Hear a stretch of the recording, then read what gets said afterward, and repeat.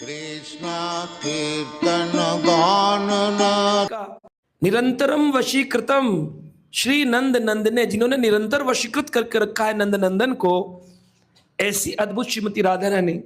अनंत गुण श्री राधिका 25 प्रधान गुण हैं, उनमें से एक गुण है आश्रय केशव। कृष्ण को भी अपना आश्रय प्रदान करते। आओ हमारे आश्रय क्लास में आओ। कृष्ण दुनिया को शरणागति देते हैं, लेकिन कृष्ण स्वयं शरणागति लेते हैं किसकी? सोचिए, आप वैभवशाली गौड़ीय वैष्णव संप्रदाय में आ गए हैं, आप साधारण वैष्णव नहीं है। इसलिए कोई कहे आप वैष्णव हैं, आप कैसी बातें करते? बोले हम वैष्णव है ही नहीं, हम गौड़ीय वैष्णव हैं, हम गौड़ीय वैष्णव हैं। हमारी दृष्टि राधा रानी है। और ये वाक्य मेरा नहीं है, भक्ति सिद्धांत सूर्य ठाकुर श्रील प्रभुपाद का वाक्य। श्रील प्रभुपाद इस्कॉन के फाउंडर मिलने पहुंचे राधा कुंड पे। वहां पे अनेक संत जन कीर्तन कर रहे थे। क्या?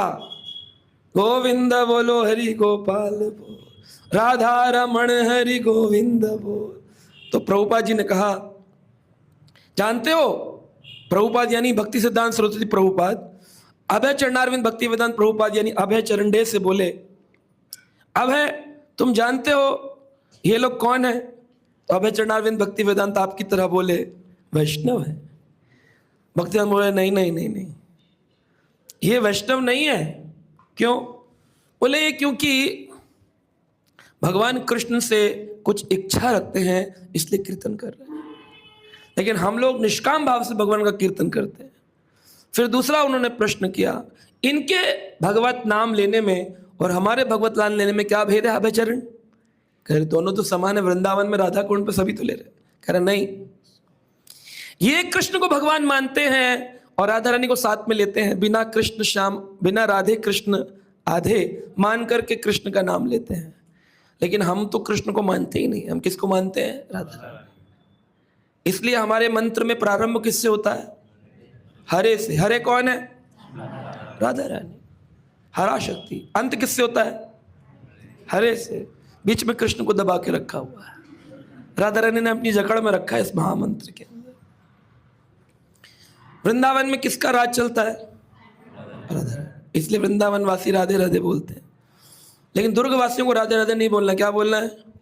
हरे कृष्णा हरे कृष्णा कृष्णा कृष्णा हरे हरे, हरे राम राम राम हरे।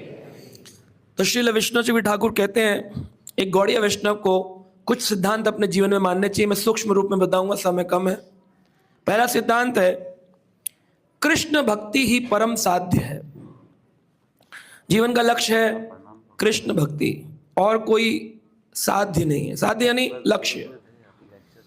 तीन चीजें होती है, साधन, साध्य, साधना। साध्य यानी लक्ष्य, साधक यानी आप, और साध्य यानी रास्ता। तो साधक को रास्ते से होते हुए लक्ष्य तक पहुंचना है। तो हमारा लक्ष्य क्या है? रोज सुबह मंगल आरती में बोलते हैं। क्या बोलते हैं? आते हैं मंगल आरती? कितने लोग आते हैं मंगल आरती सुबह? ओ बस एक दो यार हैं, बाकी लोग कम्बल आरती कर रहे हैं।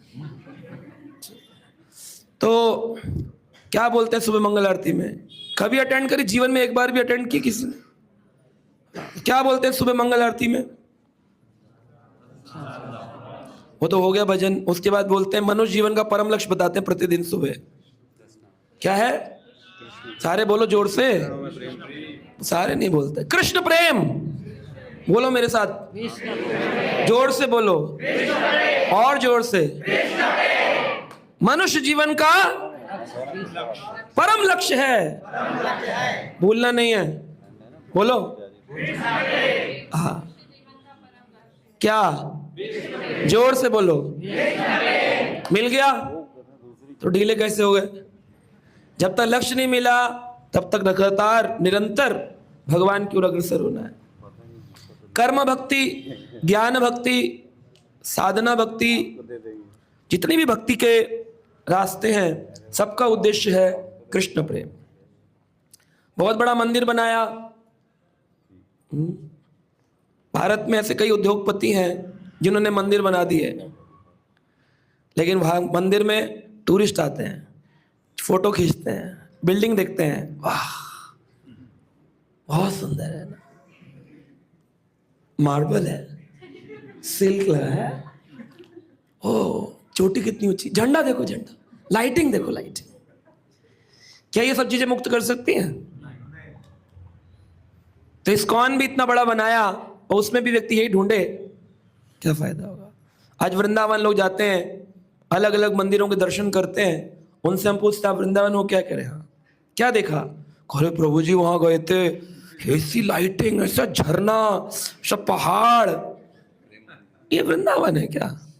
वृंदावन चेतना का विषय है, आध्यात्मिक भक्ति प्रेम, कृष्ण प्रेम की प्राप्ति के लिए वृंदावन जाना चाहिए।